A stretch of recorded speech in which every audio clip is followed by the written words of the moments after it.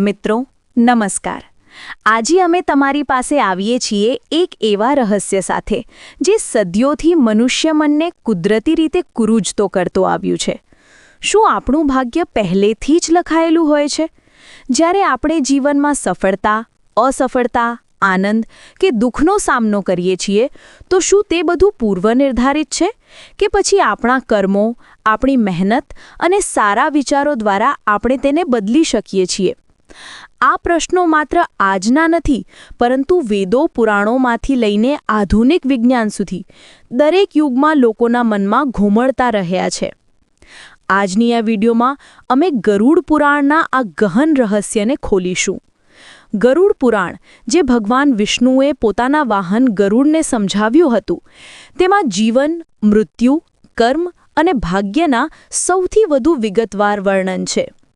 ભગવાન શ્રી કૃષ્ણ પોતાના ભગવદ્ ગીતામાં કહે છે કે કર્મણ્યેવાધિકારસ્તે મા ફલેષુ કદાચન, એટલે કે કર્મ કરો પરંતુ ફળની આશા ના કરો।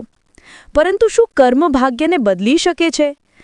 આ વિડીયોમાં અમે એ જ વાતને વધુ ઊંડાણથી સમજાવીશું, એક પ્રાચીન કથા દ્વારા, જે ભગવાન શ્રી કૃષ્ણે દેવર્ષિ નારદને સંભળાવી હતી। આ કથા તમારા જીવનને નવી દિશા આપશે અને તમારા અંદરના લોભ, ક્રોધ, મોહ અને દુઃખને દૂર કરશે। તો વિડીયોને છેલ્લે સુધી જુઓ અને જો તમને આગળ વધવું હોય તો બેલ આઇકોન દબાવજો। ચાલો શરૂ કરીએ। મિત્રો, પહેલા એક મહત્વની વાત યાદ રાખો। ભગવાન શ્રી કૃષ્ણ કહે છે કે ગરુડ પુરાણ જેવા ધર્મગ્રંથોની વાતો ક્યારેય અડધી અધૂરી ન સાંભળવી જોઈએ, કારણ કે અડધું જ્ઞાન હંમેશા ઝેર જેવું હોય છે। તે મનને ભ્રમિત કરે છે અને જીવનને વધુ જટિલ બનાવે છે। આજે અમે આ વાતને સંપૂર્ણ રીતે સમજાવીશું, જેથી તમારા મનમાં કોઈ સંદેહ ના રહે। આ જ્ઞાન વાસ્તવમાં તમારા જીવનના તમામ દુઃખોનો અંત લાવી શકે છે, કારણ કે જ્યારે તમને ભાગ્ય અને કર્મનો સંબંધ સમજાય, ત્યારે તમે તમારા કર્મોને વધુ સાવચેતીથી કરશો।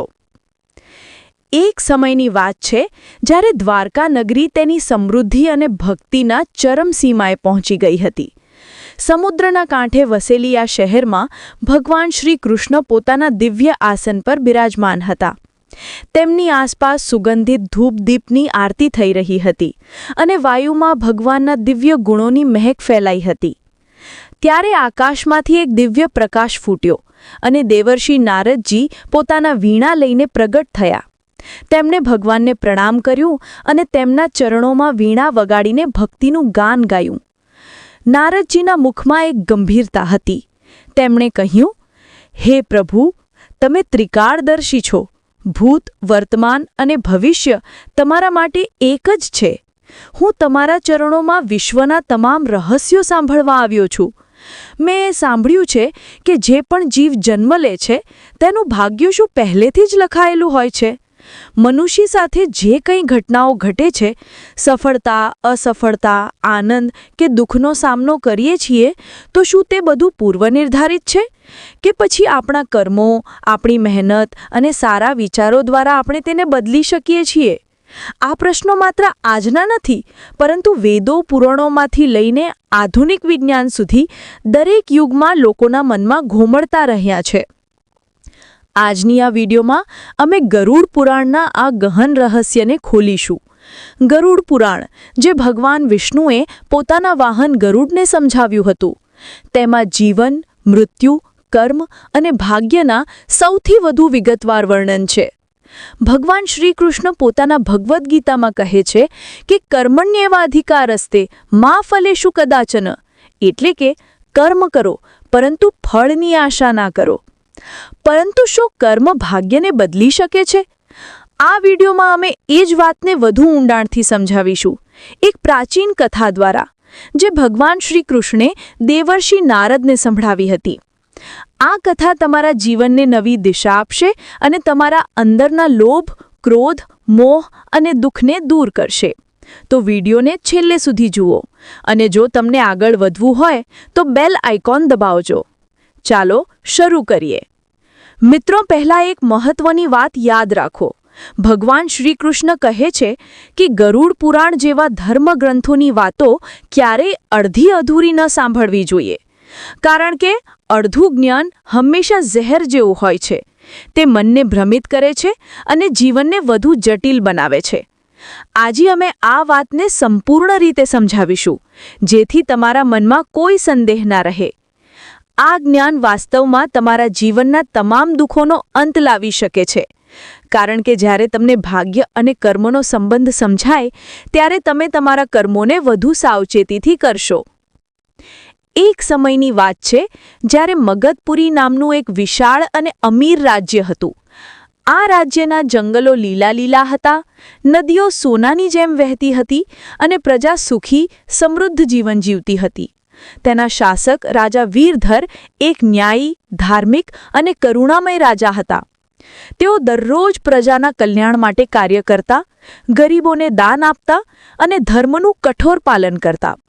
પરંતુ રાજા વીરધરના મનમાં એક દુઃખ હતું. તેમનું કોઈ સંતાન નહોતું. તેઓ વારસદાર વિના જીવનનો અર્થ નથી માનતા, કારણ કે એક રાજા વિના વારસદાર રાજ્યને અસુરક્ષા લાગે છે. એક દિવસ રાજા વીરધરે નિર્ણય કર્યો કે તેઓ ભગવાન શિવની તપસ્યા કરશે. તેઓ હિમાલયના કાંઠે ગયા, જ્યાં ઠંડી હવા વગતી હતી અને બર્ફીલા પર્વતો તેમની આસપાસ ઊભા હતા. તેમણે અઢળક યજ્ઞ કર્યા, હજારો વૈદિક મંત્રોનો જપ સાથે, દૂધ, દહીં અને ઘીના અભિષેક સાથે. તેમની તપસ્યા એટલી તીવ્ર હતી કે દેવતાઓ પણ વિસ્મયમાં પડી ગયા.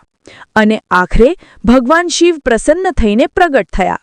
તેમણે કહ્યું, હે વીરધર, તારી ભક્તિ અને તપસ્યાથી હું તૃપ્ત થયો છું.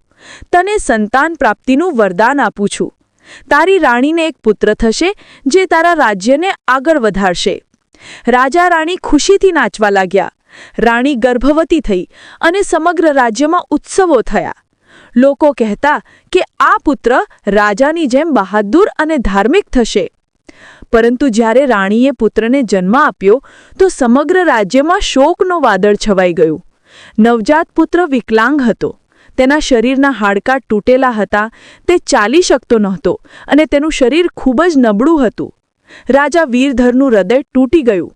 તેઓ રાત દિવસ રડતા રહ્યા અને વિચારતા કે હે ભગવાન, મેં આટલી તપસ્યા કરી, યજ્ઞો કર્યા, તો પછી આ કેમ?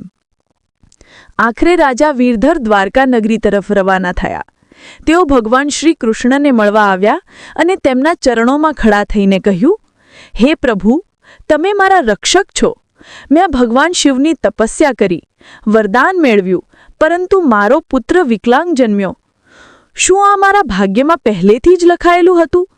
જો હા, તો મનુષ્ય કેમ તપસ્યા કરે, કેમ મહેનત કરે? હે માધવ, મને સમજાવો. શ્રી કૃષ્ણએ રાજાને આસન આપ્યું અને કહ્યું, હે વીરધર, તું સાચું કહે છે. તારો પુત્ર વિકલાંગ જન્મ્યો છે, પરંતુ આ તારા દ્વારા કરાયેલા પૂર્વજન્મના કર્મોનું ફળ છે. યાદ રાખ, જન્મથી મરણ સુધીનું મુખ્ય ભાગ્ય પહેલેથી નિર્ધારિત હોય છે. તે તારા પાછલા જન્મના કર્મોના આધારે લખાયેલું હોય છે. પરંતુ હે રાજા, ભાગ્ય એક કઠોર પથ્થર નથી. તે એક નદી જેવું છે, જે કર્મના પ્રવાહથી વહે છે. તારા પુત્રના જીવનમાં આ મુશ્કેલી તેની પરીક્ષા છે. જો તે ધૈર્ય, હિંમત અને સારા કર્મોથી તેનો સામનો કરશે, તો તે પોતાનું ભાગ્ય બદલી શકશે. કૃષ્ણજીએ વધુ સમજાવ્યું, જન્મ પહેલાં જ્યારે આત્મા નવા શરીરમાં પ્રવેશે છે, ત્યારે તેના પાછલા જન્મના કર્મોના આધારે ભાગ્યનું ચક્ર ફરવા લાગે છે. પરંતુ જન્મ પછી મનુષ્યના હાથમાં તેના કર્મોની રજ્જુ છે. જેમ કે તારા પુત્રને આ વિકલાંગતા પાછલા જન્મમાં કોઈ પાપ કર્મનું ફળ છે. કદાચ તેણે કોઈને દુઃખ આપ્યું હશે, પરંતુ હવે જો તેમ ભક્તિ કરે, સેવા કરે અને ધર્મના માર્ગ પર ચાલે, તો તે આ ફળને ઓછું કરી શકે છે. એક દિવસ તે એ જ કાર્ય કરશે જેની તું કલ્પના કર્યો હતો. તે રાજ્યનો વારસદાર બનશે, પરંતુ તેની હિંમતથી એક મહાન નેતા બનશે. રાજા વીરધરે કહ્યું, પરંતુ હે પ્રભુ, કેવી રીતે? તે તો ચાલી પણ શકતો નથી. કૃષ્ણજી હાસ્યા અને કહ્યા, ભાગ્યચક્ર સમાન છે. હે રાજા, તે કર્મોના આધારે ફરે છે. જો તારો પુત્ર સાહસ, ધૈર્ય અને આત્મવિશ્વાસથી તેને ભરશે, તો તે પોતાનું ભાગ્ય બદલી શકશે. સારા કર્મોના પરિણામે તે મહાન બનશે. ભક્તિ, સાધના અને સેવાથી પણ ભાગ્ય બદલાય છે. તું તેને શીખવ કે જીવન એક યુદ્ધક્ષેત્ર છે અને કર્મ એ તલવાર છે. રાજા વીરધરે કૃષ્ણની વાતોને હૃદયમાં ઉતારી લીધી. તેઓ પાછા રાજ્યમાં આવ્યા અને પોતાના પુત્રને નામ આપ્યું ધીરજ. તેને પુત્રને કહ્યું, બેટા, તારું શરીર નબળું છે, પરંતુ તારો આત્મા મજબૂત છે. તો વાંચન કર, વિદ્વાનો સાથે ચર્ચા કર અને પ્રજાની સેવા કર. ભગવાન શ્રી કૃષ્ણ કહે છે કે કર્મથી ભાગ્ય બદલાય છે. સમય જતાં ધીરજે પોતાની વિકલાંગતાને અવગણીને જ્ઞાન અને નીતિશાસ્ત્રમાં માહિર બન્યો. તેણે વાહનોની મદદથી રાજ્યની બેઠકોમાં ભાગ લીધો, પ્રજાના સમસ્યાઓનું નિરાકરણ કર્યું અને તેની બુદ્ધિમત્તાથી રાજ્યને નવી ઊંચાઈઓ પર લઈ ગયું. એક દિવસ તે રાજાનો વારસદાર બન્યો અને તેનું નામ ઇતિહાસમાં અમર થયું, કારણ કે તેણે પોતાના કર્મોથી ભાગ્યને જીતી લીધું. હવે મિત્રો, આ કથાથી આપણે શું શીખીએ? શ્રી કૃષ્ણે દેવર્ષિ નારદને કહ્યું કે આ સંસાર કર્મોનો દર્પણ છે. જે જેવું કર્મ કરશે તેવું ફળ ભોગવશે. ગરુડ પુરાણમાં મનુષ્યને જીવન જીવવા માટે 3 મુખ્ય ઉપદેશ આપવામાં આવ્યા છે, જેના પર ચાલીને આપણે આપણા ભાગ્યના કર્મોને બદલી શકીએ છીએ. ચાલો આને વિગતવાર સમજીએ. ધર્મનું પાલન કરો. મિત્રો, મનુષ્યનો જન્મ કોઈ ખાસ હેતુ માટે હોય છે. તે છે ધર્મ અને અધર્મ વચ્ચેની લડાઈ જીતવાની. જેણે પાછલા જન્મમાં પાપ કર્યા હોય, જેમ કે લોભથી કોઈને ઠગ્યા, ક્રોધથી હિંસા કરી, તે આ જન્મમાં તેનું ફળ ભોગવે છે. જન્મથી મરણ સુધીનું મુખ્ય ભાગ્ય પહેલાંથી નક્કી થયેલું હોય છે, પરંતુ ધર્મ અને સત્યનું પાલન કરવાથી આપણે તે પાપોને ધોઈ શકીએ છીએ. ઉદાહરણ તરીકે, જો તમે રોજ સત્ય બોલો, દાન કરો અને ઈશ્વરની ભક્તિ કરો, તો તમારું ભાગ્ય સુધરી જશે. ગીતામાં કહેવાયું છે કે સર્વધર્માન પરિત્યજ્ય મામ એકમ શરણમ વ્રજ. બધા ધર્મો છોડીને મારી શરણાગતિ કરો, તો તમારા પાપોનો અંત આવશે. માતા પિતાની સેવા અને આદર કરો. શ્રી કૃષ્ણ કહે છે કે માતા પિતા દેવતાઓનું સ્વરૂપ છે. તેમના ચરણમાં જ 3 લોકો, સ્વર્ગ, પાતાળ અને પૃથ્વીનું સ્વર્ગ છે. જે વ્યક્તિ તેમનો અનાદર કરે છે, તે ગરુડ પુરાણ અનુસાર નરકમાં ભયાનક યાતનાઓ ભોગવે છે, જેમ કે અગ્નિમાં રડવું કે કીડા મચ્છરોના કરડવાથી પીડા, અને આવતા જન્મોમાં પણ તેને ભારે સંકટો સહન કરવા પડે છે, જેમ કે ગરીબી કે રોગ. પરંતુ જો તમે તેમની સેવા કરો, તેમને ખવડાવો, તેમની વાતો સાંભળો અને તેમના આશીર્વાદ લો, તો તમારું ભાગ્ય તરત જ બદલાઈ જશે. એક ઉદાહરણ લો, શ્રવણકુમારની કથા. તેણે માતા પિતાની સેવા કરીને સ્વર્ગ પ્રાપ્ત કર્યો. અહંકારનો ત્યાગ કરો. મિત્રો, મનુષ્યનો સૌથી મોટો શત્રુ તેનો અહંકાર છે, એટલે કે ઈગો. અહંકાર મનુષ્યને કર્મોથી દૂર ધકેલે છે, કારણ કે તે કહે છે કે હું જાણું છું, મને કોઈની જરૂર નથી. જે વ્યક્તિમાં અહંકાર પ્રવેશે, તે પોતાના જીવનને સંકટ તરફ લઈ જાય છે. સંબંધો તૂટે, તકો ગુમાય અને આવનારું ભાગ્ય નરક તરફ વળે છે. ગરુડ પુરાણ કહે છે કે અહંકારી વ્યક્તિને મૃત્યુ પછી પશ્ચાતાપની યાતના ખાય છે. તેથી હંમેશા વિનમ્ર રહો, સત્ય અને પ્રેમની ભાવના રાખો. ઉદાહરણ, રાવણનો અહંકાર તેને વિનાશ તરફ લઈ ગયો, જ્યારે હનુમાનજીની વિનમ્રતાએ તેમને અમર બનાવ્યા. મિત્રો, આ 3 ઉપદેશને અપનાવો અને તમે જોવો કે તમારું ભાગ્ય કેવી રીતે બદલાય છે. ગરુડ પુરાણ આપણને શીખવે છે કે જીવન એક ખેતર જેવું છે. જે બીજ વાવશો તેવું ફળ મળશે. જન્મ પહેલાં ભાગ્ય લખાયેલું હોય છે, પરંતુ જન્મ પછી કર્મોથી તેને બદલી શકાય છે. તો આજથી જ શરૂ કરો. ધર્મ કરો, સેવા કરો અને અહંકાર ત્યાગો. દર્શક મિત્રો, આ વિડિયો તમને કેવી લાગી? જો તમને આ જ્ઞાન વિગતવાર અને પ્રેરણાદાયક લાગ્યું હોય, તો વિડિયોને લાઇક કરજો, તમારા મિત્રો અને પરિવાર સાથે શેર કરજો. કોમેન્ટમાં જય શ્રી કૃષ્ણ અને તમારો અનુભવ લખી દેજો કે તમારા જીવનમાં કર્મોએ ભાગ્ય કેવી રીતે બદલ્યું. અને જો તમે અમારી ચેનલ પર નવા છો, તો સબસ્ક્રાઇબ કરી દેજો અને બેલ આઇકન દબાવજો, જેથી આવતી વિડિયો ચૂકી ન જાય. આગામી વિડિયોમાં અમે ગરુડ પુરાણના બીજા રહસ્ય વિશે વાત કરીશું. ધન્યવાદ મિત્રો. જય શ્રી કૃષ્ણ. ફરી મળીશું એક નવા જ જ્ઞાનવર્ધક વિડિયોમાં. નમસ્કાર.